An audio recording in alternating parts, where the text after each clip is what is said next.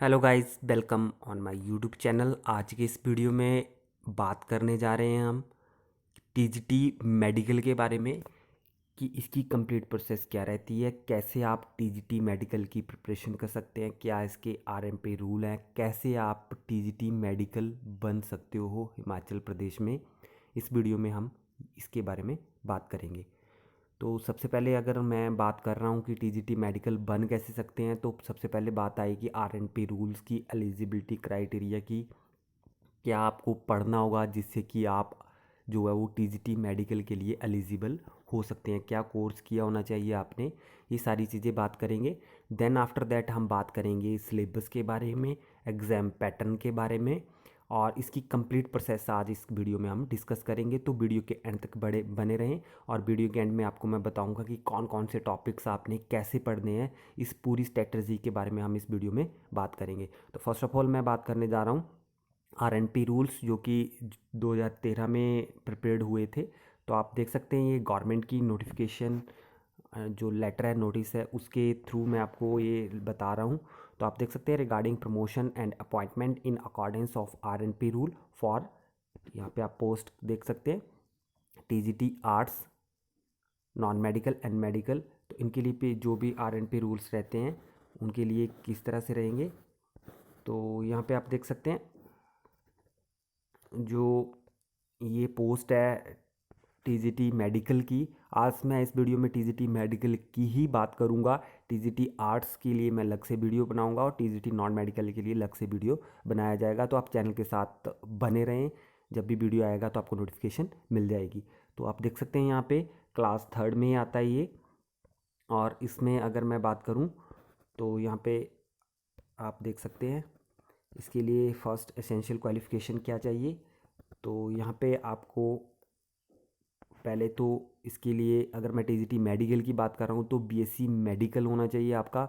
Medical means की जो medical के सब्जेक्ट हैं, बायोलॉजी मतलब यूलॉजी और बॉटनी, आपकी बीएससी में आपने पढ़ी होनी चाहिए विद 1 ईयर बैचलर डिग्री। तो 50% मार्क्स चाहिए आपको बीएससी में, मेडिकल बीएससी में, और 1 साल की बीएड की होनी चाहिए। साथ में यहाँ पे और आप देख सकते हैं यहाँ पे एटलीस्ट 45% मार्क्स चाहिए आपको बीएससी में, and 1 year bachelor in education BEd in accordance with NCT rule regulation issued from the time its record. And उसके बाद आप यहाँ पे देख सकते हैं सीनियर सेकेंडरी और equivalent with at least 50% marks and 4 year bachelor in elementary education. तो वही बात आ गई कि आपको 4 साल की बैचलर इन एलिमेंट्री एजुकेशन की हो तब भी आप इसके लिए एलिजिबल हो। बट वही बात है कि साइंस उसमें सब्जेक्ट मेडिकल के ही मेंशन होने चाहिए। उसके बाद आप यहाँ पे देख सकते हैं जो नेक्स्ट कंपलसरी कंडीशन है वो आपके पास आती है, जो टेट है, टीईटी टीजीटी मेडिकल के लिए जो है टेट आपका क्वालिफाई होना चाहिए। नेक्स्ट, सॉरी वही बात कर रहे थे हम, वहाँ पे हमने आर्ट्स का ही देख लिया। तो यहाँ पे टीजीटी नॉन मेडिकल का दे रखा है, यहाँ पे मेडिकल का दे रखा है, तो इसकी हम बात कर रहे थे।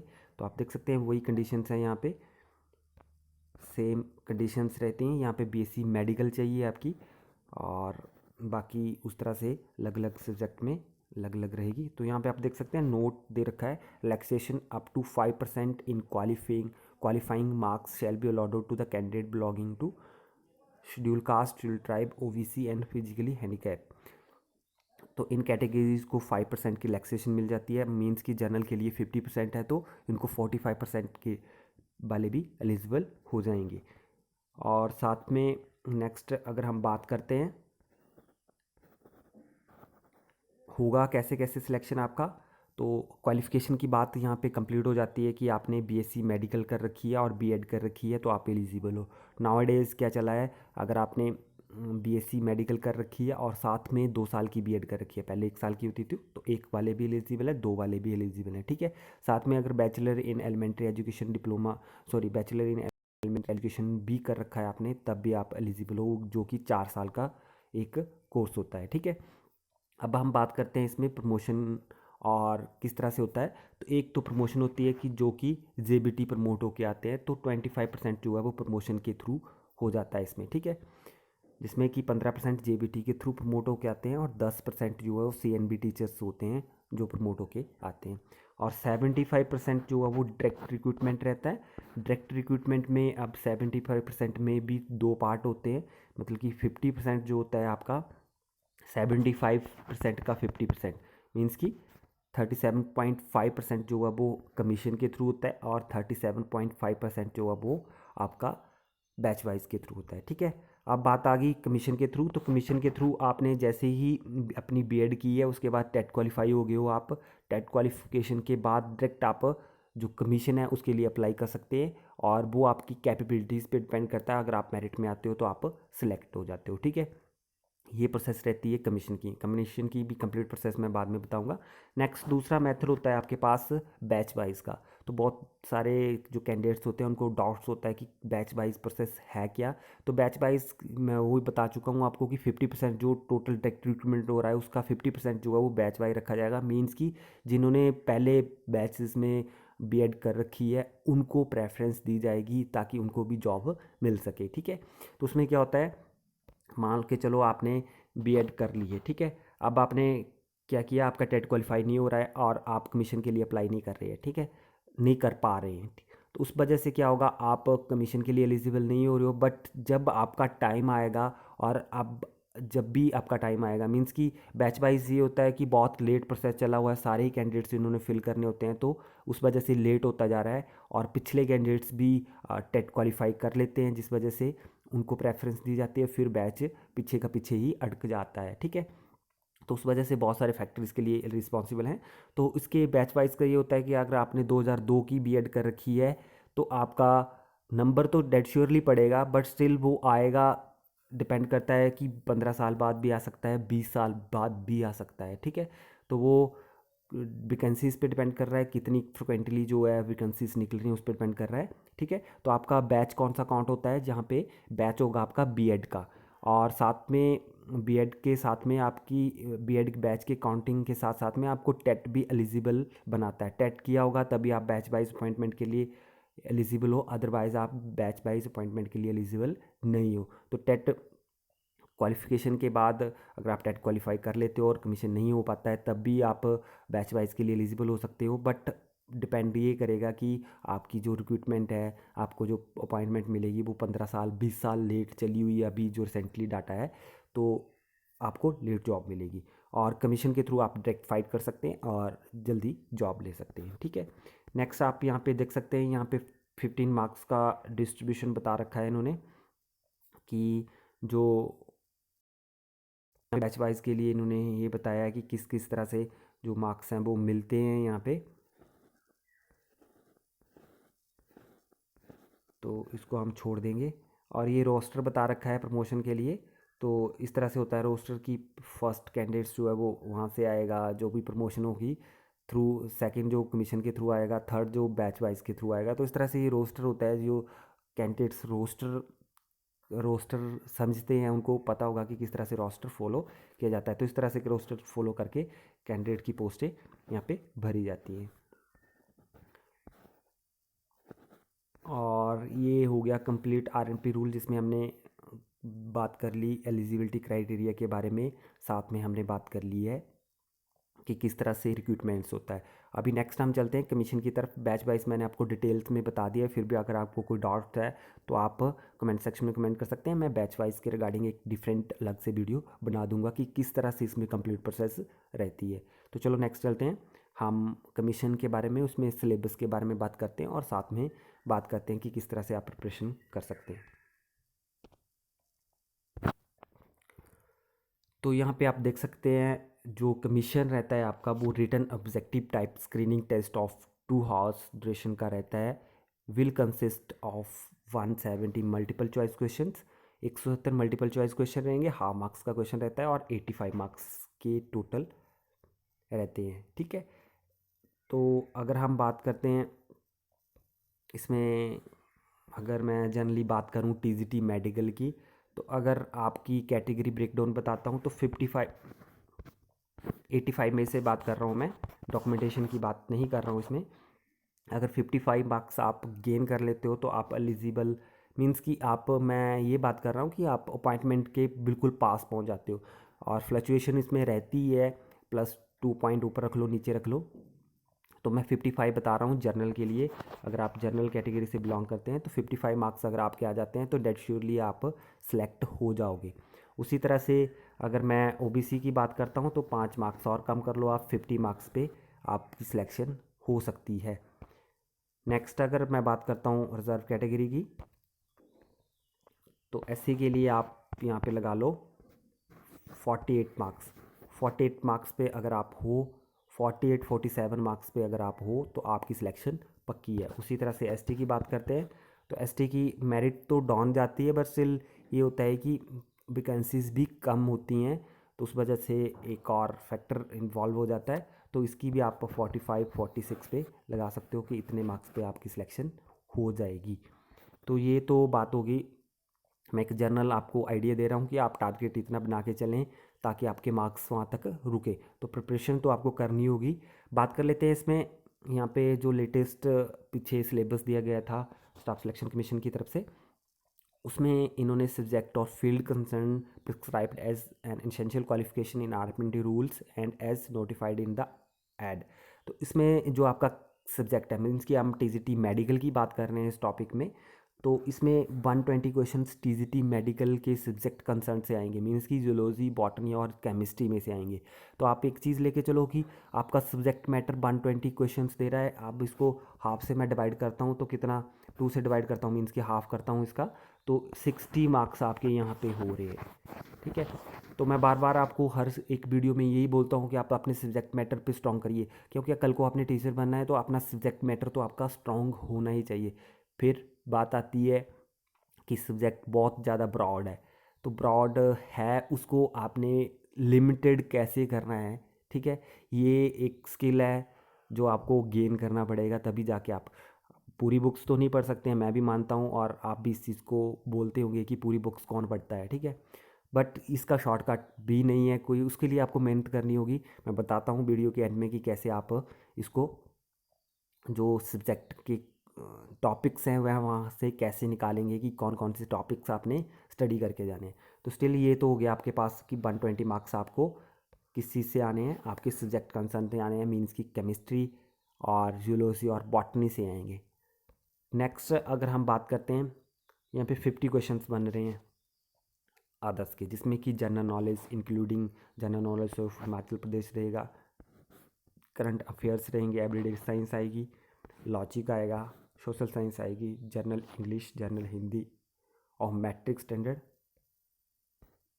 तो ये चीज़ें इसमें आएंगी। ठीक है, तो मैं आपको ये सजेस्ट करूँगा कि जो 50 मार्क्स हैं इन पे स्ट्रेस देने की बजाय आप यहाँ पे स्ट्रेस देते हैं, ये वाली स्ट्रेस आप क्या करेंगे, जैसे एग्ज़ाम आता है एग्ज़ाम डेट अनाउंस हो जाती है, तब आप थोड़ा बहुत टाइम देके इन सब्जेक्ट्स को जो लास्ट में है, सेकंड जो पार्ट है, इसको आप जब एग्ज़ाम डेट अनाउंस हो जाती है 1 मंथ, 1.5 मंथ, 2 मंथ पहले जो है वो डेट अनाउंस हो जाती है, तब आप इन सब्जेक्ट्स पे स्ट्रेस कर सकते हैं। ठीक है, जब एग्ज़ाम फिक्स किया गया है उससे 2 की महीने पहले का, 3-4 महीने, जो 2 महीने पहले के 3-4 महीने के हैं जो करंट अफेयर है वो पढ़ के जाएँ, एसपी जीके तैयार कर ले थोड़ा बहुत। ठीक है, जो इंडिया का जीके है वो तैयार कर ले, एवरीडे साइंस लगभग सभी को आती है। ठीक है, लॉजिकल थोड़ा बहुत पढ़ ले, रीजनिंग इजी आते हैं ये। ठीक है, जनरल इंग्लिश और जनरल हिंदी इजी होती है। ठीक है, बट स्टिल जीके पे कई बार स्टूडेंट्स को मार पड़ जाती है।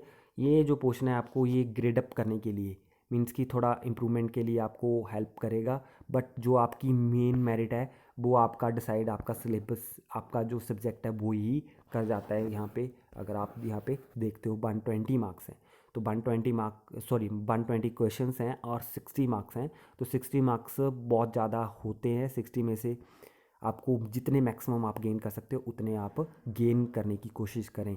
यहाँ पे अगर आप 45 प्लस गेन कर लेते हैं, 15 मार्क्स में छोड़ रहा हूँ, 30 क्वेश्चन छोड़ रहा हूँ, 90 क्वेश्चन भी आप ठीक करते हैं, तो कुछ एक आपको यहाँ से आएंगे और आपकी जो सिलेक्शन है वो डेट श्योर हो जाएगी। ठीक है, अब मैं चलता हूँ सब्जेक्ट कंसर्न पे। तो पहले आपने क्या करना है कि पिछले 3 साल के क्वेश्चन पेपर आपको ऑब्वियसली वेबसाइट्स पे नेट पे फ्री में मिल जाएंगे, ठीक है। किसी के नोट्स नहीं आपने लेने हैं, ठीक है। क्योंकि नोट्स क्या होता है, मैंने नोट्स बनाए हैं, मैंने अपने अकॉर्डिंग बनाए हैं, ठीक है। मेरी कुछ और स्ट्रेटजी रहेगी, आप उन नोट्स को पढ़ोगे, कुछ एक छोड़ दोगे और कुछ उसमें स्किप कर दोगे, तो वो आपके लिए फ़ायदेमंद नहीं है। किसी के नोट्स ना पढ़ें। आप अगर सच में तैयारी कर रहे हैं, अगर आप सच में जॉब लेने के लिए ईगरनेस रख रहे हो, ठीक है, क्योंकि कोई भी चीज़ तभी मिलेगी अगर आप उसके लिए अच्छी हार्ड वर्क करते हो, अच्छे से मेहनत करते हो, ठीक है। ऐसे बोल के कि मैं प्रिपरेशन कर रहा हूँ, पिछले 4 सालों से प्रिपरेशन कर रहा हूँ, बट बुक्स खोलते ही नहीं है, तो वो ऐसे नहीं चलेगा। आपको रियलिटी में ही जो है प्रिपरेशन करनी पड़ेगी, सिटिंग्स देनी पड़ेगी, बैठना पड़ेगा, तब जाके मेहनत आपकी रंग लाएगी। डेड श्योर है कि आप क्वालिफाई करेंगे इस बार, बट स्टिल ये जो ट्रिक्स बता रहा हूँ, इनको आपको फॉलो करना पड़ेगा। आपको सिटिंग्स देनी पड़ेगी, आपको खुद के नोट्स में ये नहीं बोल रहा कि डीपली लिखो, इतना ज़्यादा लिखो कि कॉपियाँ ही भर दो, ठीक है। स्टिल एक कॉपी लगाओ कोई, उसमें ही आप अगर नोटबुक में लिखते हैं तो वो ही आपकी जो है वो हेल्पफुल होगी। शॉर्ट नोट्स बनाएं, ठीक है, टू द पॉइंट्स छोटा लिखें, क्योंकि आपको डिस्क्रिप्टिव पेपर नहीं आने वाला है, आपका paper multiple choice question paper रहेगा। तो उससे ही आपको उसी तरह से क्वेश्चंस आपने जो नोट्स बनाने हैं वो टू द पॉइंट छोटे छोटे पॉइंट्स में बनाने हैं, की नोट्स करके, ठीक है। अब मैं बताता हूँ कि आपको पढ़ना कैसे है, ठीक है। तो पहले तो 3-4 सालों के आपने क्वेश्चन पेपर लिए हैं, उसमें आपने देखना है कि किस टॉपिक से ज़्यादा क्वेश्चंस पूछे जाते हैं, ठीक है। वो टॉपिक्स आपने साइड में लिखने हैं। जैसे मान लो हो सकता है कि अगर मैं बायोलॉजी की बात कर रहा हूँ तो डाइजेस्टिव सिस्टम से क्वेश्चंस आ रहे हैं, ठीक है, या प्लांट फिजियोलॉजी से क्वेश्चंस आ रहे हैं। और रेकमेंड करता हूँ कि आप एनसीईआरटी की बुक्स पढ़ें। एनसीईआरटी की बुक्स में जो चीज़ें हाइलाइट्स की होती हैं वहाँ से क्वेश्चन मोस्ट ऑफ टाइम्स पूछे जाते हैं। अगर आपके पास एनसीईआरटी की बुक पढ़ी हुई है, आप आज ही उठा के देखना, और उसमें से जो चीज़ें उन्होंने हाइलाइट्स की होती हैं बुक्स के अंदर लिखे लिखे, उन्होंने जो चीज़ डार्क की होती है, वो चीज़ जो है वो 100% है कि पूछी जाती है। अब इसका मैं बताता हूँ, क्योंकि पेपर सेटर क्या होता है। पेपर सेट करने वाला कैंडिडेट्स इतने डीपली पढ़ के आपका पेपर नहीं डालता है, ठीक है। वो भी बुक खोलेगा और उसमें से जो चीज़ हाईलाइट है उसके रिगार्डिंग ही क्वेश्चन आपको डालेगा, ठीक है। उसने पेपर डालना होता है, उसको 20-25 क्वेश्चन जो भी उसने रेकमेंड करने होते हैं स्टाफ सिलेक्शन क्वेश्चन को, वो अपनी तरफ से उन हाईलाइट्स पॉइंट्स को ही देगा, क्योंकि डीप स्टडी कर कोई भी नहीं चाहता है, ठीक है। जैसे आप अवॉइड करते हो वैसे ही पेपर सेटर भी अवॉइड करेगा।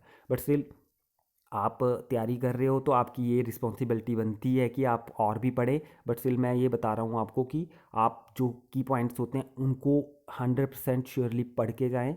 और साथ में जो मैंने एनसीईआरटी की बुक बताई, और तीसरा जो टॉपिक है, तीसरा जो टिप्स है, वो है मैं क्वेश्चन पेपर बता रहा हूँ आपको। क्वेश्चन पेपर में आपने देखना है कि किस किस टॉपिक से ज़्यादा क्वेश्चन आ रहे हैं, और 100% है उसी टॉपिक से हर बार क्वेश्चन रिपीट हो जाते हैं। जैसे मैंने बताया कि डिजीज़ वाला एक चैप्टर होगा आपको +1 या +2 में, शायद मैं चेक करूँगा अभी, तो उसमें से भी क्वेश्चंस आते हैं डिजीज़ से रिलेटेड कि कौन सी डिजीज़ में क्या चीज़ सिम्टम्स दिखाई देते हैं, या फिर कौन सी डिजीज़ किस प्रेडेटर की वजह से होती है, या कौन सा उसका वेक्टर रिस्पॉन्सिबल है उसके लिए। ऐसे क्वेश्चंस बनते हैं, ठीक है। तो आपको क्वेश्चन पेपर्स देखना है, उसमें से कौन से टॉपिक्स कहाँ से आ रहे हैं, वो टॉपिक्स आपको स्टडी करने हैं। तो ये आपकी रिस्पॉन्सिबिलिटी रहती है, आप किस तरह से प्रिपरेशन कर रहे हैं, आपको सिटिंग्स देनी पड़ेंगी। और मैं भी ट्राई करूँगा, मैं तैयार कर रहा हूँ TGT arts, medical, non medical तीनों के लिए, कि टॉपिक्स की एक लिस्ट बनाऊँगा, और हो सकता है विद इन मंथ मैं आपके लिए वो लिस्ट लेके आऊँ क्वेश्चन पेपर से कंसर्न करके कि कौन कौन से टॉपिक से आपको आता है। बट स्टिल आप मेरे गेस को 100% लेके ना चले। मैं कभी भी अपने चैनल पे ये नहीं बोलता कि 100% श्योरिटी दे रहा हूँ मैं आपके इसी में से आपको पेपर आएगा, क्योंकि फ्लक्चुएशंस रहती हैं, कंपटीशन बढ़ रहा है, और जो पेपर सेटर्स हैं वो भी एडवांस होते जा रहे हैं। क्योंकि न्यू पेपर सेटर्स जो यंग ब्लड, अगर किसी को सिलेक्ट कर लिया जाता है पेपर सेटर्स के लिए, तो वो ऑब्वियसली है वो ट्राई करेगा कि मैं कुछ एक्स्ट्रा एक्सपेरिमेंट करके नया क्वेश्चन पेपर डालूं। तो उससे क्या होता है कि जो आप पेपर का पैटर्न है वो टोटली चेंज हो जाता है, ठीक है। जो आपको देखने को मिल रहा होगा कि कभी क्वेश्चन किस तरह से डाल दे रहे हैं, कभी क्वेश्चन किस तरह से डाल दे रहे हैं, तो ये चीज़ें फ्लक्चुएशंस रहती हैं। इसलिए ही मैं प्रेफर करता हूँ कि प्रेफर करें कि ज़्यादा से ज़्यादा स्टडी करें, ताकि आपको आपकी जो एक्यूरेसी है वो 100% की तरफ कन्वर्ट होना स्टार्ट हो जाए। तो जो गैस लेना है, या जो टोटली गैस पे डिपेंडेंट रहते हैं कि हमें कोई 100 क्वेश्चंस बता दें और उसमें से 60 आ जाएँ, तो ऐसा नहीं होने वाला है, आपको स्टडी तो करनी पड़ेगी। पर स्टिल मैं आपके लिए कुछ एक टॉपिक्स लेके आऊँगा नेक्स्ट वीडियो में। तब तक आप चैनल के साथ बने रहें। इस तरह के वीडियो अपडेट्स के लिए आपको चैनल को सब्सक्राइब कर लें, बेल आइकन पे क्लिक कर दें ताकि आपको मेरे अपकमिंग वीडियो की नोटिफिकेशन मिलती रहे। और अगर वीडियो अच्छे लगते हैं तो प्लीज़ कमेंट सेक्शन में कमेंट ज़रूर करें, और कोई अगर आपका डाउट्स है वो भी आप कमेंट सेक्शन में कमेंट कर सकते हैं। Thank you.